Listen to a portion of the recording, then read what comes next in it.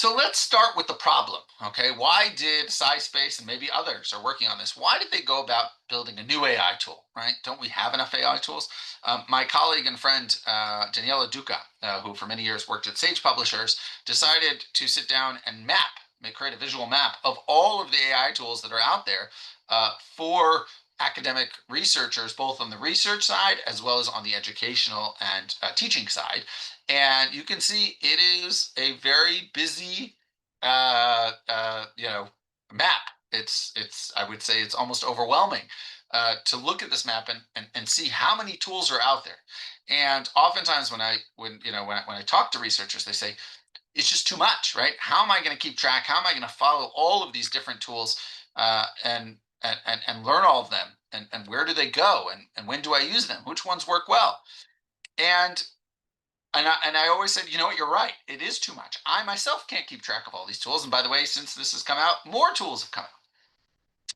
And whenever I spoke to the entrepreneurs, and the tool builders, right, and the startups, my advice to them was always try to the first company that's successful to kind of bring everything under one roof, right? The first tool or service that can provide a affordable and reasonable offering that can help researchers do a lot of things will end up being a winning, a successful company.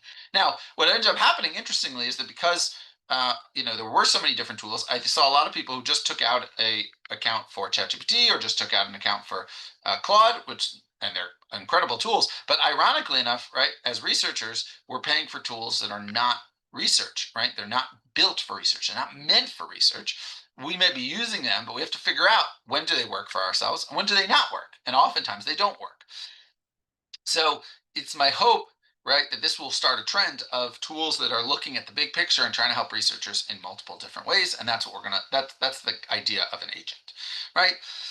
I think we all know the frustrations with what we've experienced so far, right? So first of all, even if you are a big AI enthusiast, you're left with this dilemma. Okay, so I love 5 tools. Am I going to start paying $20 a month per tool? Right? That's $100 a month. That's $1,200 a year. Most researchers, right, don't have extra budget that they're just sitting around to pay for such tools. Another big issue was information management, right? Okay, so I upload. You're telling me I have to find my literature and find my papers from here, but then I need to upload them to here to analyze them, and then I need to move them over somewhere else to write my paper, and then I need to organize my bibliography and formatting and citations somewhere else. And it's just like that's really really ineffective, a bad kind of workflow, and doesn't save as much time as we hope AI would promise. Again, not because the individual tools are bad or problematic, but rather because each tool doesn't integrate, doesn't sync, right? They worked in silos. And that kind of leads me to the broken workflow, right? We as researchers, there's a process, there's a method to the madness for every research study that we do, right? We need to find funding, we need to search the literature to see what's out there, we need to define our research question, we need to decide who our population is going to be, we need to do the experiments, we need to write up the studies. These are processes that more or less, are consistent, across a lifetime or a career in a specific subject area. Obviously, the humanities is going to look very different from medicine, but the process within the specific subfields is generally consistent. So the question was going to be, again, who is going to take advantage of that opportunity? Now, what excites me about research agents, or the opportunity and possibility of research agents, and I say opportunity and possibility because just like any new technology, there are going to be bugs. Okay, I can promise you, right? And hopefully you'll all have a chance to experiment a little bit by the end of the day or evening today with SciSpace Agent. I promise you will find issues. That is true for every tool that I've tested, and we should be aware of that. That being said, again, what's interesting and what's compelling here, in my opinion at least, is the fact that it's A to Z. Okay. And now, when I say A to Z, I don't want to promise that every single last thing that you're going to do in your lab you can do in SciSpace, but there's a lot of things that you could do. You can find funding and grant opportunities. You can do systematic reviews, meta-analyses, research gap analysis. When it comes to data analysis, you can do a data analysis on patents or construct your data sets. dissemination, right? Creating posters, creating abstracts, creating teaching materials, slides for conferences. These are all things you can do within SciSpace Agent, which is why it is different from what we've seen until now, which is sporadic, dispersed, and siloed tools. So before getting into the specific tool, and I promise you I will show you, the majority of the session will be showing you, not telling you. I believe that as a principle of teaching.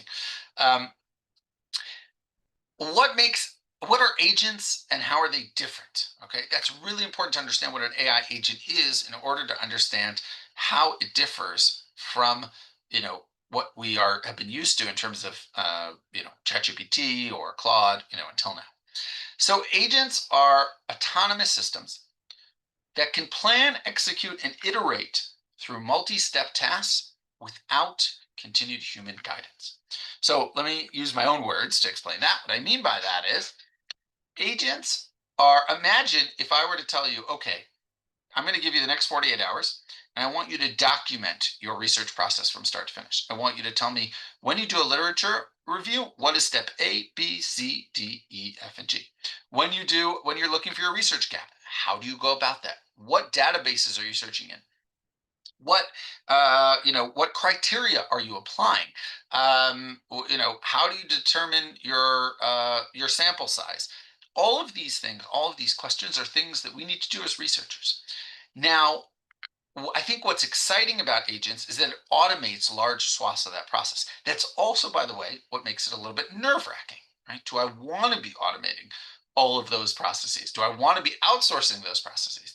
And I think the answer is yes, we want to automate where we can become more efficient, where our time can be used better. No, we don't want tools that are going to override or not take into account our preferences, our requirements, um, you know, our needs. Um, and what I think the key to addressing that will be transparency, and we'll see how SciSpace Agent tries to accomplish that through transparency, and you can determine whether you think it's up to par or not. But the idea is that all of these multiple stages that or let me frame it for you a different way. Imagine what you used to do with ChatGPT, which is I give it a request, then I say no, no, no, and then it gives me an answer. I say no, no, no, that's not what I meant. Now do this, and then it gives me something else. And I say, well, not really exactly. Do something else. That process is now automated. So that's number one. Number two is, and this is just as important, is that it can maintain context across extended workflows, access specialized databases, and delivers structured outputs tailored for academic environments. So what do I mean by that? What I mean by that is and this brings me to my next slide. Uh, Here we go. Uh, where does ChatGPT get its info from? Okay, so it brings me to the question of what is the difference between SciSpace Agent and GPT-5, right? Or GPT, the latest version of GPT. And the answer to that is where the GPT gets its information from. So with ChatGPT or with any of the other frontier large language models, it is getting its information from a very wide variety of sources. So it'll have in there plus, right? An academic peer review journal, open access, great, wonderful. It'll also have Reddit. It'll also have the New York Times. It'll also have, Joe Schmo's blog, that may or may not be scientifically accurate. It is what I like to call a polluted data set. Okay, it's a data set, or it's a database which has tons of great content, but it also has tons of rubbish, and tons of things which throw it off. And anyone who, if you've ever worked a little bit in when it comes to trying to get water clean and purified, right? If you have a pool or if you work in a lake, you'll know even the smallest kind of tweak to the chemistry can really throw things off. And that's, I think, what happens a lot of times in ChatGPT and Claude, et cetera, because the database is polluted. That is different, okay, than SciSpace Agent. SciSpace Agent is tapped in exclusively to academic databases and is trained and adapted for scientific research workflows, which is why it makes it very different from ChatGPT, which is generic and is not built for researchers. So again, we've got access to specific scholarly databases. By the way, when when I say that, what do I mean? Okay, so think archive, think PubMed, think Google Scholar, think OpenAlex, right? These are all not hallucinated, not made up. These are real academic databases. So that when it is going about accomplishing your task, whatever task you're going to ask it, it is tapping into those sources. It is not tapping into Reddit for the sake of this discussion. And it is trained on specific research specific tasks. And that is what makes it unique and different. And I'll show you which kind of tasks. There's really actually quite a broad range of tasks that it can do a really good job at. But I will try and show you kind of the you know we'll go through a few examples, a few use cases, but then I'll also give you a list of other kind of tasks that you can use SciSpace Agent for. And of course, it's built for workflow optimization. So literature reviews, you don't need to explain to it what a literature review is, how it works, right? Exactly what we need to do with GPT. Okay, literature review. First, I want you to do this. Then I want you to do that. You don't need to do any of that anymore. And it makes it much easier because those processes are built in. Of course, I'm not recommending or suggesting that we stop critically thinking, that we stop analyzing. In the opposite, we need to be more critical and more, right? Anytime you automate something, you need to be more critical of it. But at least you know, the processes that are set up with us researchers. So how does it actually work? And this is important because you're going to see it kind of when I start running it. You're going to see it running and spitting out words, and you're going to be like, what's going on here?" So before we do that, I want to kind of break it down slowly. By the way, I am not I'm not I can't multitask. My wife tells me that's because I'm a man, that I'm not very good at multitasking, so I can't read the chat while I'm teaching. So if there is, Deepak, if there's important questions or something that's not clear, or sometimes I speak too quickly and I need to go over something, please do feel free to stop me. I'm happy to go over any topic. But and the questions we'll try to leave till a bit later. But if there are questions that everybody has and are bothering them, then I'm happy to address them. Okay, so the first thing it's going to do is it's going to process your query. So what I mean by that is you're going to write a prompt. Hopefully everyone by now knows how to write a prompt. And if you don't, definitely time to learn. And it's going to, if anyone has experienced programming or worked with a programmer before, you know that when you program something, you need to break down instructions into their most basic functions, right? Imagine like breaking down to the smallest atoms in order to and really be detailed, okay, about the process and what should happen when. Otherwise, the system goes haywire. So keep in mind that we should, as right users, we should try to be as detailed and as specific as possible when we're asking the agent to do work. But it does have an advanced capability to understand our question. Sometimes it'll ask us a follow-up question in order to clarify. But it'll take that question and then it will break it down into sub kind of tasks. Okay, how do I go about accomplishing this goal? Again, surprisingly, oftentimes similar to exactly how we would go ahead and accomplish that goal. So again, when I say to you, right, we need to do a literature review. So what does that mean? What are the 20 steps that you need to do?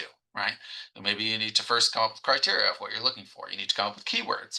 You need to figure out which databases you're looking at. You need to then run the search, see what the outputs are, figure out what the main concepts that you came out with are, right? Those are steps. Those are broken down steps that we all need to do when we're doing a literature review. Again, the agent automates part of that process.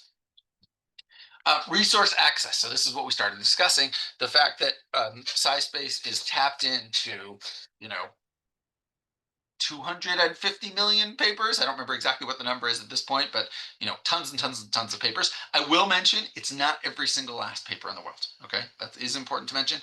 There are papers where they're locked behind a paywall, and those papers that SciSpace will have access to some of those papers. It may have access to abstracts of some of those papers, but not the full text. So it is important to note that it doesn't necessarily have access to every paper everywhere, but it has a really, really large database of papers. And then finally, synthesis and output. It will then, after analyzing all of those texts, it will deliver structured results, give you summaries, citations, and original source files. And that's obviously critical. Whenever we get an answer from any chatbot anywhere without a citation or without any way of validating or verifying the information that we're getting, I'm not going to say it's worthless, but it's close to worthless, right? It's almost not worth our time. So that's going to be really critical as well. And again, that's something that we're going to see. Okay, I believe this is the last slide. Yes, second to last slide before we actually dive in to the tool itself. This is important because I want you to understand what we're going to be looking at. So the way that the SciSpace AI agent workflow, the way it works, and I want to thank my colleague Fahim, who I borrowed this slide from him, does some wonderful trainings as well. So first you're going to input your task. Okay, so a prompt, you're going to prompt the system, you're going to tell it what you want. The agent then takes over. Okay, it's this really, sometimes it will ask you a follow-up question, but that's it. It's pretty, pretty powerful. Doesn't need a lot from you. It will then go and start searching all those databases that we mentioned before. Again, whether it's PubMed or OpenAlex or Archive, whatever it may be, it will start searching and processing all of that information, trying to understand it, and it'll start generating outputs, right? Summaries, whatever it may be. It will update you the entire time to tell you where it's up to, right? So there's live tracking. It'll tell you, okay, right now we are searching through PubMed to look for articles in the following field. It'll then give you very easy to access outputs, and then you can then use those outputs. And again, these are processes which human-led would take hundreds of hours. Okay. I'm not going to say that, it's easy to say, oh, this is a process that will take hundreds of hours and now it's down to 5 minutes. I don't like those statements because it does require time for us to go through, critically analyze, find where the tool maybe missed something, make sure we're confirming the data and the summaries that we get. So there's a QA process, a quality assurance process here, which is not, to be taken lightly or for granted. And yet it still is tremendous. It is much less work than you would need to do alternatively. Okay, we're ready to go. I never like talking too much without just showing. So let's get into it. The first thing I want to do. So what I'm going to try to do with you this morning, evening, afternoon, depending on where you are, is I want to take you through a few steps of what would typically be a research process or a researcher's journey through a research workflow. Obviously, a research one paper, right, oftentimes can take 2 or 3 years, right, from the time we apply for funding, do the study, write up the study, get it published, etc. That's a couple-year process. But I want to take a few examples, a few kind of milestones along that process, and I want to show you how all of those can be done through SciSpace, the SciSpace agent. And again, that's in my mind what makes it special and unique is that I don't need to run from tool to tool. So the first thing we're going to do is we are going to do grant discovery. So we're going to try and find grants for our research topic, for our research area. Okay. Now, let me, excuse me. So what we're going to do here is, I'm going to take this. Oh no, there we go. Okay. I'm going to show you exactly how this works. By the way, if you are a SciSpace user, or even if not, I encourage you to sign up. If you are, then that's wonderful. You'll be familiar with this. You'll be somewhat familiar with this user interface, but you will also probably say, hey, this looks different. This looks new. Something's changed. And that is because it very much has. That's the AI agents. The AI agent is now the main kind of interface that you get to when you get to SciSpace. I will say, for those of you who are big SciSpace lovers from before, and you say, oh no, what happened to all my wonderful tools? They are still there on the left-hand side, right? All the tools are still there. Don't worry. You can breathe a sigh of relief. They're not going anywhere. Okay, so we are going to start with a search for grants. Now, I do warn you, for everyone, I know you researchers, you're probably already starting to type yourselves. Don't do it yet, okay? A is because I want to show you how I use it before you start typing away. B is because, and I can explain this further, but SciSpace uses a credit-based system, which means that you will be using up credits as you go. The credits can go quite quickly. So if you're not careful, you're not going to actually be able to maximize your free usage of SciSpace. Okay, so I recommend that you don't start experimenting yet because you might run out of credits quite quickly. Okay, so again, you've got this really simple, easy to use kind of interface here. It looks like GPT. It is similar to the way that we interact with it, engage with it is similar to GPT, um, but it is different in the sense that it is tapping into academic databases and not tapping into generic, online stuff. So again, we said the first thing we're going to do here is and by the way, okay, one more thing or two more things here that I just want to show you on the homepage. It will give you suggestions for different things you can do with SciSpace. Now, again, I don't want to explore this now because I think it's going to be overwhelming. But it's pretty cool because it can get your mind thinking of, oh, well, what can I do? Well, here's a lot of things you can do: search papers, write a report, review literature, analyze data, find grants, right? Let's say I want to review literature, but in PubMed. I can do that also, right? I want to make a website. I can do that. There's so many things you can do. We're not going to get through everything today, but I do want you to kind of, it jogs creativity, right? When we look here, the other thing I want to show you here is these are popular. These are kind of the most common tasks that researchers ask SciSpace Agent to do, and that SciSpace Agent can do quite effectively. So again, a really great kind of source of inspiration if you're asking, well, how do I really use it, right? Sometimes it's easy when a tool does one thing, right? So it's easy to define. Here, it's like it does everything. So, right, well, that can also be confusing. So this gives you some kind of very concrete examples. Also gives you a quick, video tutorials, really helpful. Okay, let's go back up to the top here. Again, we're going back to, I want to find grant opportunities. Okay, now, I am, I have a personal interest in the topic of how sport and movement can be used for trauma therapy as a tool. For those who are familiar, there's research connections between body and mind, and we know that movement and exercise can be a big help when it comes to trauma therapy. So that's the example that I'm going to show you throughout the different use cases that we're going to go through.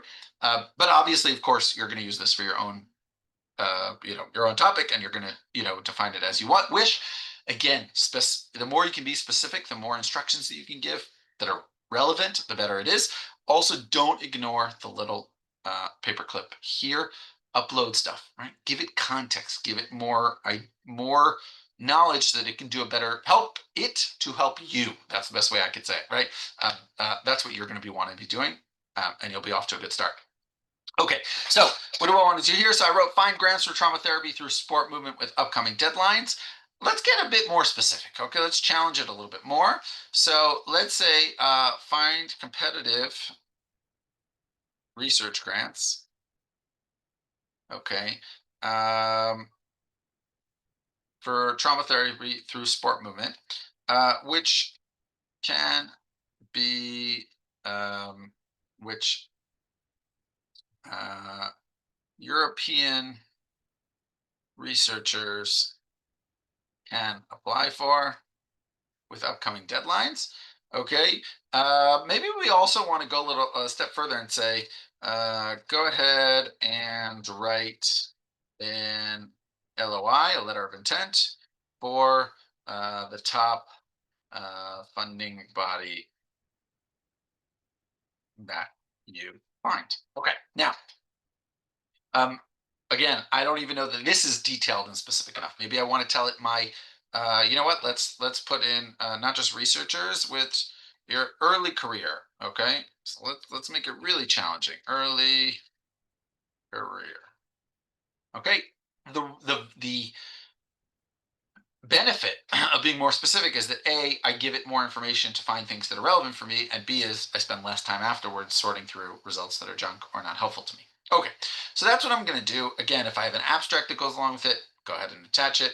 You don't need to worry about uploading PDF files. It's not going to be ingested into the SciSpace dataset. It is maintained, your privacy is maintained, so you don't need to worry about that. Now, depending on how challenging my request is, or how kind of tough it is, I may or may not want to do a deep search. Okay, so you see here there's a deep search button. Deep search, I highly recommend when there are either processes that take multiple steps, like if I were doing them, you know, myself, it would take many, many steps to get there, or require covering, like looking in a lot of different databases. Okay. So again, when I do a literature review, I might want to consider doing a deep search because I want to be exhaustive. If I'm just looking for some ideas for a grant, I don't know that I necessarily need a deep search. It can't hurt, right? But it can use more, take more time. Okay. So I'm going to go ahead and I'm going to hit that button. Okay. And I'm going to let it run. Now, what I would say is, all right, and this is important, and we're going to look at kind of the process that it goes through here in a minute. Um, it takes time. Okay. So if you ask me kind of what the most simple downside or challenge that these agents have is that it takes time to think. Okay. And obviously the thinking is different than human thinking, but it is thinking and it is processing and it is going through tens, if not hundreds of millions of documents, right, in order to come up with an answer to your question. And therefore, uh, you know, it, it takes time and it oftentimes will take 15, 20 minutes to get actually a full answer. My experience, not just with SciSpace Agent, but in general with these AI tools, is that time is not a bad thing. Okay. And what I mean by that is I find that generally the longer, and this is not a hard rule, but I find that the longer it takes for a tool to give me an answer, obviously within reason, right? I don't mean days, I mean 15 minutes, usually the better answer it gives me. Okay. So without getting into under the hood why that is, I think it's okay to be patient. Let's remember that if we were doing this in a library, it would take, dozens, if not hundreds of hours. So it's okay if it takes 15 minutes. We shouldn't get too spoiled in that regard. Now, what you'll see here is it's kind of going through this, like what I said before, this automating automation process, or what I would like to call automated thinking. It's like going through these logical progressive steps in order to get me what I want. By the way, what you see here as an answer or an output yet is not final. So don't be patient. I would recommend not kind of running ahead before that's too early. What I would highly encourage you to do, okay, and the outputs again are going to be here, but it's still being worked on. So don't go crazy yet. What I would recommend you do is, and I highly recommend you do this, is start reading through this tab here on the left hand side. It's not all the way on the left, not the far left, but this kind of towards the left hand side. And I'll tell you why. Because what you will see here in a very transparent way is actually the process that the tool has gone through, or the logic that the tool is using, or that the agent is using in order to get to the answers that it gets to. Now, why is this important? A is I think it will build your trust in the tool when you understand, okay, I understand how it went through the process that it went through. Okay, so and so it's not a black box, right? Like we're used to seeing with GPT. It's actually somewhat transparent. I don't know exactly how it works, but I know the logic about how it went about the process that it did. So that's number one. Number two, okay, so that increases transparency, increases trust, and we can have more oversight. More important is that we can jump in when things are going off in the direction that we didn't intend. That could be because we weren't clear enough with our prompt. It could be because the agent didn't understand us properly. It could be because there isn't that much information, so it's overcompensating. It's trying to find things that don't exist. That I've seen that happen as well. So what I really love here is if I remember, oh gosh, I forgot to tell it that. I don't know. It should be. I'm only looking for grants of at least 50,000 euro. Okay, I didn't tell them that before. Oh no, right now I need to wait till it's all over. No, you can actually kind of interrupt its thinking process and it will continue executing the plan, but then it will refine the idea and refine the plan and filter the results for the request I've given it, which is really cool. So let's do a little bit of a deep dive into this output. So here it says it's starting the comprehensive search. It'll help me find relevant grants. That's wonderful. Okay, it's actually created a to-do list for itself. This is actually what I find the most humorous part of uh, of the SciSpace Agent is that it kind of, it's similar to what we would do. So interestingly enough, let's look at the to-do list that it made in order to get to, in order to finish the task that we asked it to do. It said, in order for SciSpace Agent to complete Avi's request, so first of all, it needs to search government databases for trauma therapy through sport movement. It also needs to search government grant databases for EU Horizon Europe trauma sport therapy. Okay, so already it recognized, by the way, and that is correct, that right, the EU is obviously for researchers in Europe is going to be a very good resource for this kind of funding. It's going to want to look for European funding programs for ERC, right? That might be relevant. It's also going to want to look at Marie Curie actions that look at this. Okay, so that's going to be the most kind of obvious common ones. But that's one line of thinking. These are kind of government grants. Now it's taking me in a different direction. It's saying, all right, well, let's look at sports and health research foundations, right? These are not, these might be private foundations or public foundations, but these are not government opportunities, but different opportunities within Europe. Once it now, by the way, I may look at this and say, well, okay, it's got government, it's got research foundations. Maybe it doesn't have private companies. Maybe I want to actually interrupt the logic and say, hey, listen, buddy, Mr. Agent, I want you to add in a category called, private funding or private, corporate, whatever it may be. This is why it's so important for you not just to kind of set it and forget it, right? You actually need to be involved in the process, jumping in when you see that there are gaps like this. Okay, but this is kind of the logic it's come up with, so we're going to go with it for now. It's processing this. It's going to have to process the search results, so it's going to filter for early career eligibility, upcoming deadlines. It's going to extract EU grants for early career researchers. And then it's going to have to fetch their detailed grant information. So that might mean correlating information or compiling, really is the better word, compiling information from different databases, different websites, different funding bodies in order to get a full picture of what this is about.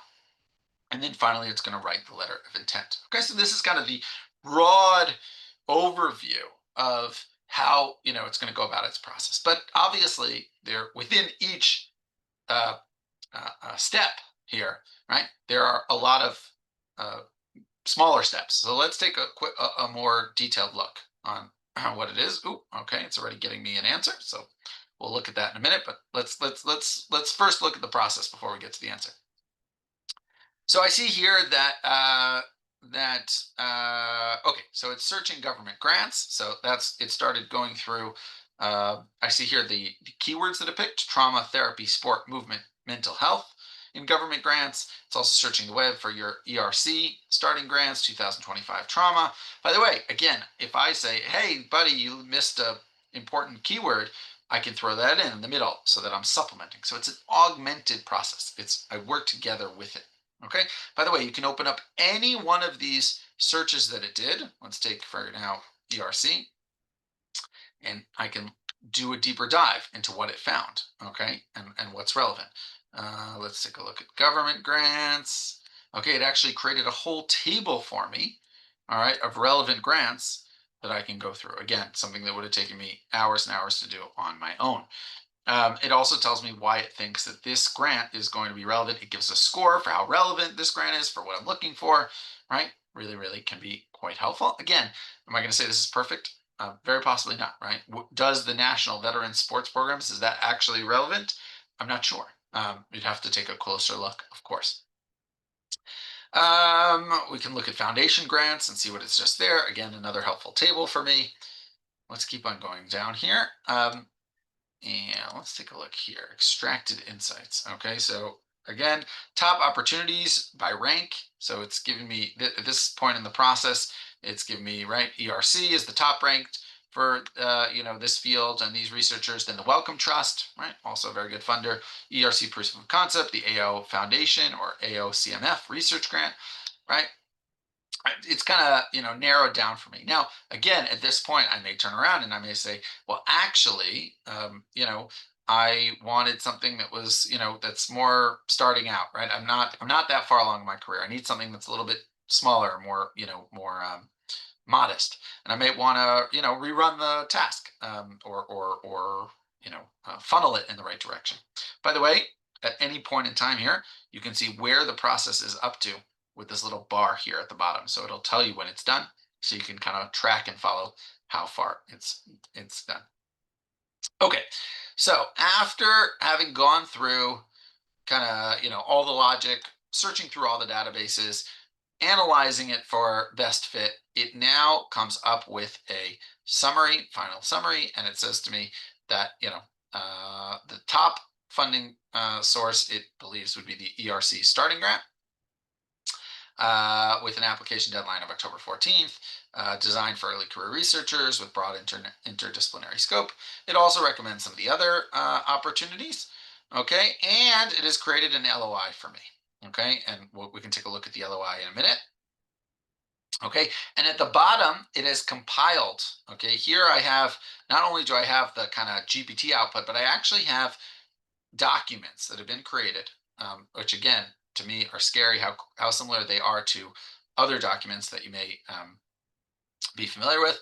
And it's actually showing me, it's compiled all the information. It has made a really nice, easy to look chart for each funding source. It gives me when the deadline is, who can apply for it, what the research fit is. By the way, you can do this with searching for journals, right? I've got an article, I don't know where to publish it.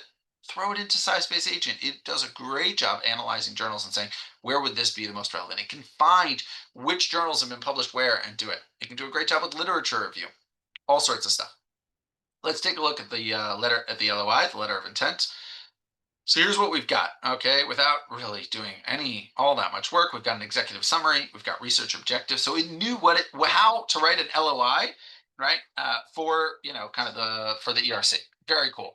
A bit scary as well, by the way, how much it can do. Right? Where is the human left in the process? Right, that's another question to ask. My opinion, in the review, in the oversight, in the managing it in the right way, because it can go off and be wrong. Right, it gives me specific aims, 4 specific aims. It gives me the scientific background and rationale.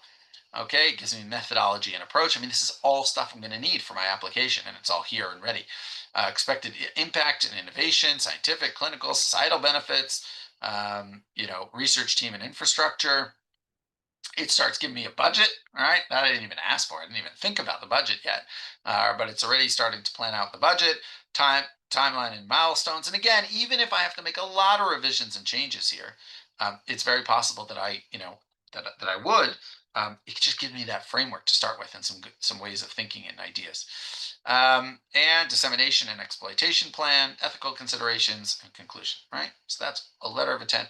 Very, very thorough, very robust, and really just top notch. Again, I see all the files here that were created for me, and we can go back to our to-do list that we didn't really need to do all that much, but it completed the entire process for me. Again, I'm not happy, or there is something that's missing, or I was expecting to get something I didn't get. No problem. You give it a follow-up task right here, and it goes ahead and does it. Not only that, it is has a it is very courteous in suggesting other things that it can do for you.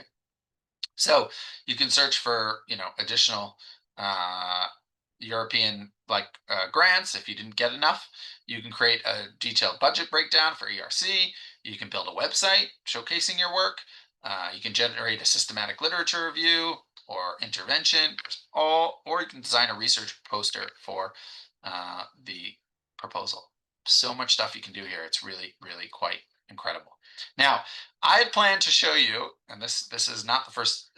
I'm guilty of this. I had planned to show you 4 use cases, and I got so excited about the first one that I don't know that we're going to have time for the other use cases. But I do want to show you those use cases, so that you can kind of get some inspiration for what you might want to do. So let me just do that here. So let me just show you other things that I've kind of done over SciSpace over the last few weeks. So in this case, I asked it to find research gaps. This was awesome. I said, okay, I know my field is sports movement and trauma, but find me gaps in the research. Find me things that are untapped, right? And give me some ideas, right? Give me some inspiration. I also looked at, here was a request that I did of completing comprehensive literature review. Now, I didn't just suffice with asking it for a literature review on my topic. I said, I only want you to look at articles that have Q1 and Q2 journals, and articles that have been published in the last 5 years. Okay, so that's the way that I kind of define, and I make it very specific. And that's a problem with other tools. They just throw you, they'll throw you out a Q4 journal, which is no good, and you say no. I want to be very specific about it. It knows how to do that. I can do that at a very high level. Okay. So this is, again, grant discovery. We just looked at research gaps. I would recommend trying to do that. Comprehensive literature review capabilities really does a good job. Systematic reviews um, can do well there. Creating posters, creating slides, finding journals. Really, you name it and try it. No promises, but try everything. Right? Try to break it, as we like to say in the industry. And do try this at home. If you sign up, you can get a free number of credits. Again, use them wisely because they can run out quite quickly. It is an expensive kind of tool to build. I know it from having tried to build a tool myself.